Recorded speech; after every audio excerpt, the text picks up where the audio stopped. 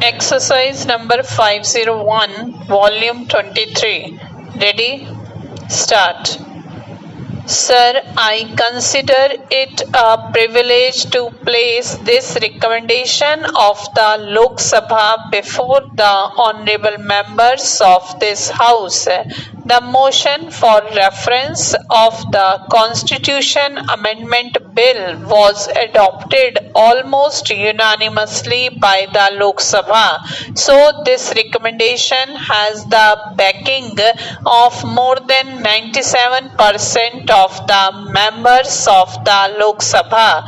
The motion for reference of this bill, which is of more than ordinary importance, was made by the Prime Minister himself.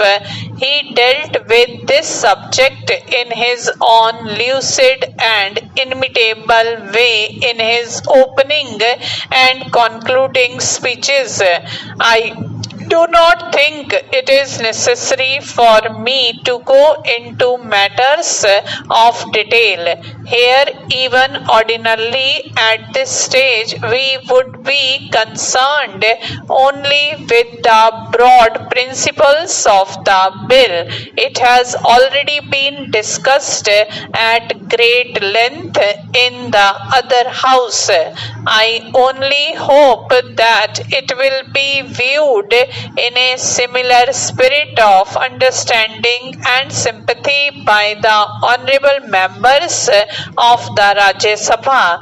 They are perhaps reputed for greater sobriety and wisdom. Sir, I fully realize that the amendment of the Constitution stands entirely on a different footing from any alteration of the municipal or domestic laws of administration.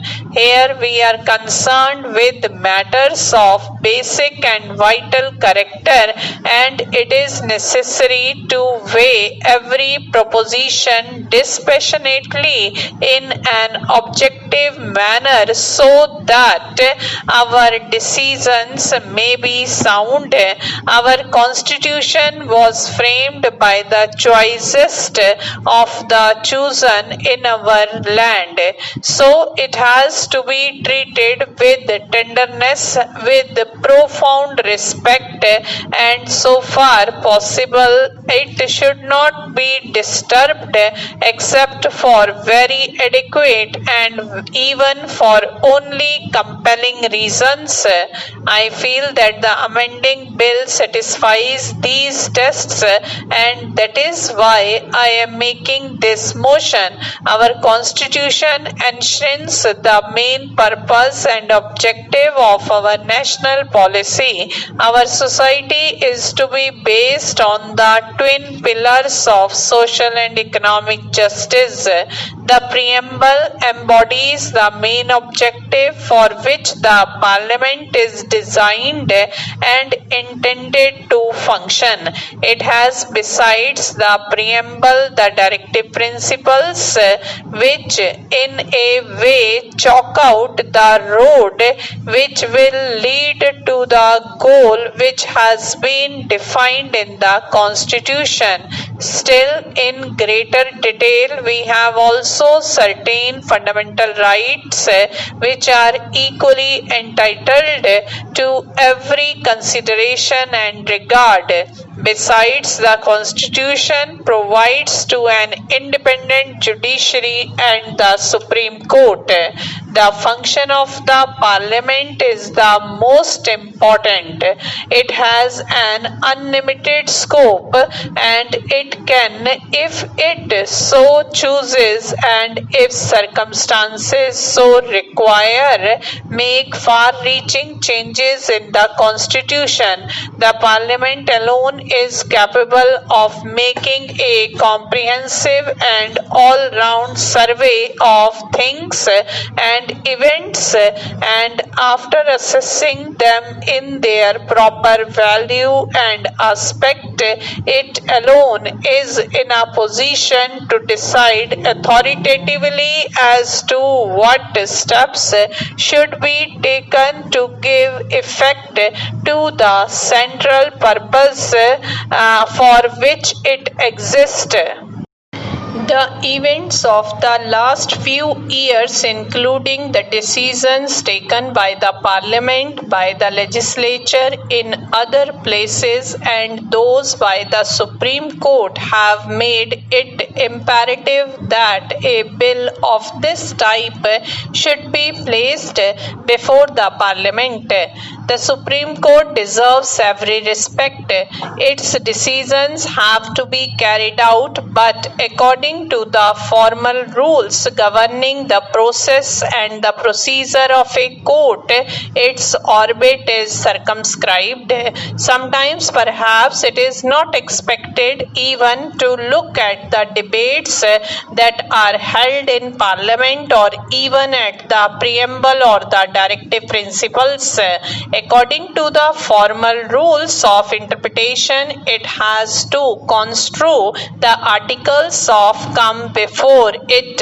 It is from the very nature of its constitutional composition and the method of work prescribed for it, limited to the wording of the clauses which comes under review before it. So it takes its decisions, and those decisions have to be carried out by us. Occasions, however, are bound to arise and have arisen when the decisions of the Supreme Court have not been in conformity with the declared verdict of the legislatures in the land.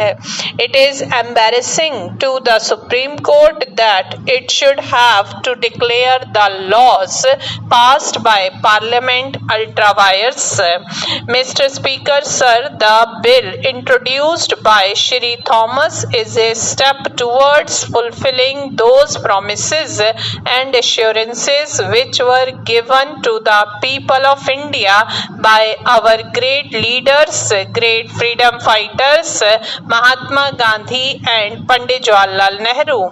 I think that this is the need of the hour.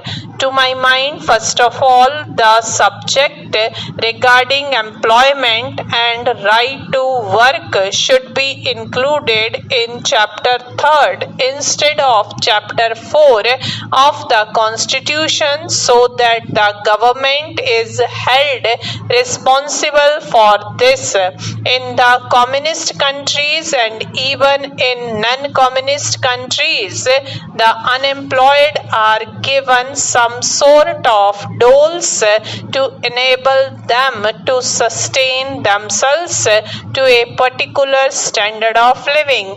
Apart from all communist countries, social security system prevails in Britain, Canada and America, where the unemployed are helped at the time of unemployment. Stop.